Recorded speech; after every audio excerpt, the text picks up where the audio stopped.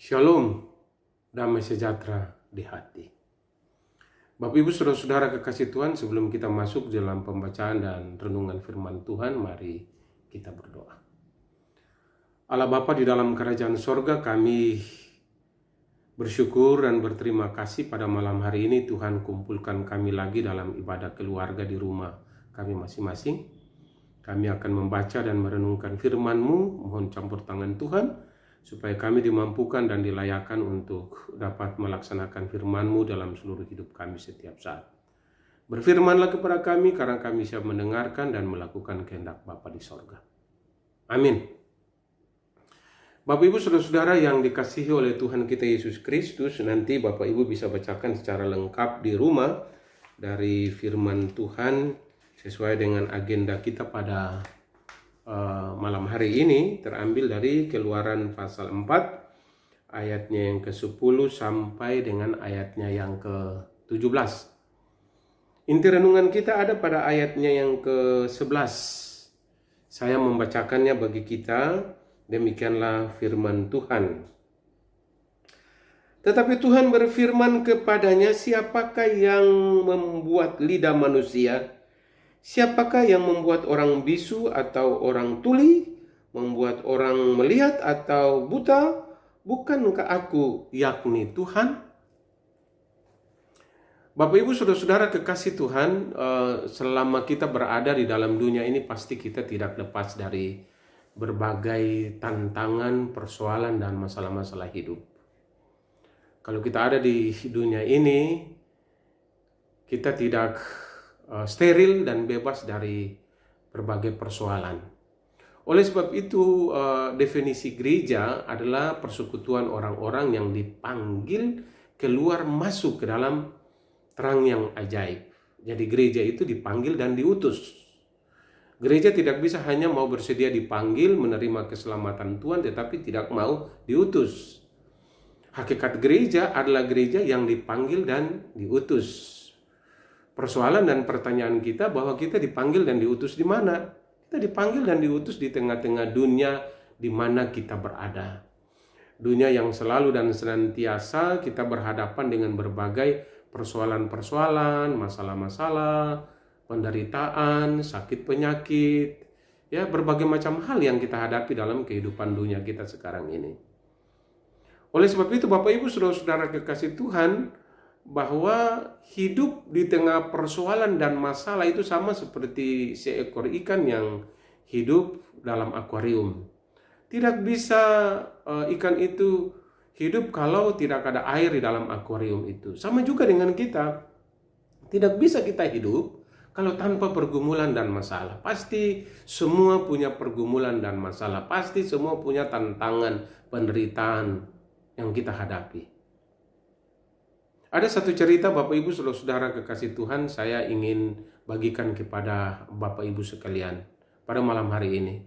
Ada seorang ibu datang kepada seorang pendeta mengatakan, Pak Pendeta, saya kok banyak sekali persoalan dan masalah dalam hidup ini. Persoalan dan masalah menyangkut dengan suami yang di PHK. Persoalan dan masalah menyangkut dengan anak-anak. Persoalan dan masalah menyangkut dengan diri dan kesehatan saya sendiri yang seringkali sakit-sakitan.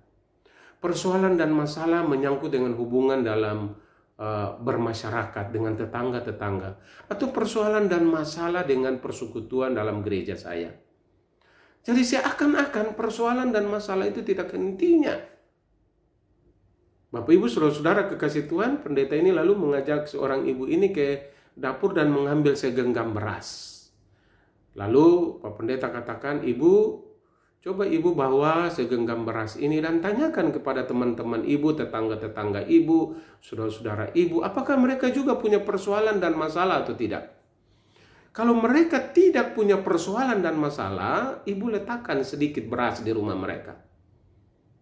Tanya semua orang, apakah mereka punya persoalan dan masalah atau tidak? Ternyata Bapak Ibu Saudara-saudara, ibu ini mengunjungi teman-temannya, mengunjungi tetangganya, mengunjungi saudara-saudaranya dan bertanya, kamu punya persoalan dan masalah atau tidak? Ternyata semua menjawab bahwa kami punya persoalan dan masalah. Ada persoalan dan masalah dalam hubungan pekerjaan, persoalan dan masalah dalam hubungan orang tua dan anak-anak, persoalan dan masalah dalam usaha dan bisnis, persoalan dan masalah di kantor, di perusahaan. Semua orang jawab, kami punya persoalan dan masalah. Jadi akhirnya ibu ini pulang dengan membawa segenggam beras itu. Dia tidak bisa meletakkan sedikit beras itu di rumah tetangganya atau saudaranya atau temannya, karena semua jawaban sama, kami punya persoalan dan masalah. Bapak Ibu Saudara-saudara kekasih Tuhan, kita tidak bisa melaksanakan tugas panggilan kita sebagai gereja yang dipanggil dan diutus kalau kita selalu dan senantiasa fokus kepada persoalan dan masalah dunia ini dan diri kita. Kita hanya melihat kepada persoalan dan masalah yang ada di dunia ini. Dan persoalan dan masalah-masalah yang ada pada diri kita. Tapi kita tidak melihat tentang apa maksud dan rencana Tuhan dari persoalan dan masalah-masalah yang sedang kita hadapi itu. Jadi marilah kita mau melihat dari kacamata iman. Kalau ada persoalan dan masalah, ada tantangan, ada penderitaan, ada sakit penyakit, ada virus yang mewabah, di mana saja. Mari kita melihat semua dari kacamata iman bahwa ada maksud, rencana, dan rancangan Tuhan di balik semuanya itu. Kita melihat dalam bacaan kita pada hari ini ternyata bahwa Musa yang dipanggil Tuhan dan diutus Tuhan untuk membebaskan umatnya dari Mesir menuju kepada tanah perjanjian, tanah Kanaan yang penuh dengan susu dan madunya itu. Musa datang kepada Tuhan dengan berbagai alasan. Saya nggak bisa Tuhan melakukan ini pekerjaan yang sangat besar bagi saya. Saya adalah orang yang bodoh, orang yang tidak bisa bicara, orang yang tak mampu dan tak layak. Udah pilih aja orang lain. Saya tidak bisa dan tidak mampu untuk membawa keluar bangsa Israel dari Mesir ke tanah perjanjian, tanah Kanaan. Saya tidak pandai bicara. Saya tidak pandai berdiplomasi. Dan saya tidak bisa menghadapi seorang Firaun yang jahat itu. Firaun yang tirani itu. Firaun yang otoriter itu. Saya nggak mampu, saya nggak bisa Tuhan. Apa yang dikatakan Tuhan? Siapa yang membuat semuanya ini? Lidahmu, mulutmu, segala sesuatu yang engkau lakukan itu saya yang akan menyertai, yang menolong engkau. Bapak Ibu Saudara-saudara kekasih Tuhan, kenapa Musa tidak mau menerima akan tugas panggilan Tuhan untuk mengeluarkan, mengantarkan umat Tuhan dari Mesir ke tanah perjanjian atau tanah Kanaan?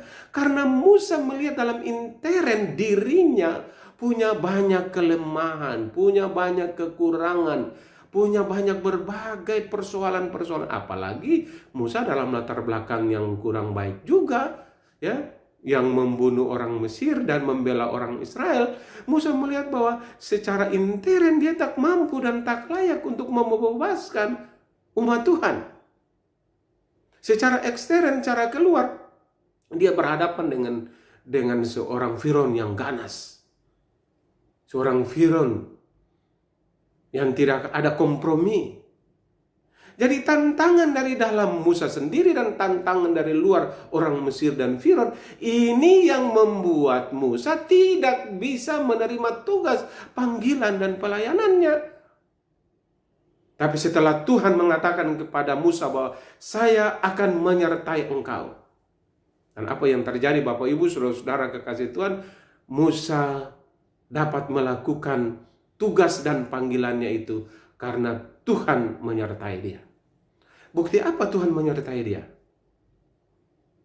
Dengan tongkat yang dipegang oleh Musa itu akan melakukan berbagai macam mujizat dan kuasa Tuhan. Tongkat itu bisa membelah dan memecah laut. Tongkat itu bisa berubah menjadi ular dan melakukan mujizat-mujizat yang besar. Karena Tuhan memilih, Tuhan mengutus, dan Tuhan juga memberikan kuasa bagi orang yang dia pilih dan dia panggil dan dia utus. Bapak Ibu saudara-saudara kekasih Tuhan, cara kerja Tuhan ini bagi orang yang dipanggil dan dipilih dan diutus. Tuhan bukan saja memilih dan mengutus, tetapi Tuhan memilih orangnya dan Dia memberikan kuasa untuk dapat melakukan tugas dan panggilannya. Bapak Ibu saudara-saudara kekasih Tuhan, dalam situasi dan kondisi kita sekarang ini Tuhan, kita harus sadar dengan sungguh-sungguh bahwa kita adalah orang-orang yang dipanggil dan dipilih Tuhan untuk melakukan pekerjaan-pekerjaan Tuhan yang besar. Kadang-kadang kita melihat bahwa Tuhan, saya nggak mampu Tuhan. Saya nggak bisa Tuhan. Saya tak layak Tuhan melakukan pekerjaan yang Tuhan kehendaki dan Tuhan inginkan. Sama kita berpikir seperti Musa berpikir. Tapi Bapak Ibu saudara-saudara, hari ini apa kata firman Tuhan? Kamu harus lakukan semuanya, aku akan menyertai engkau.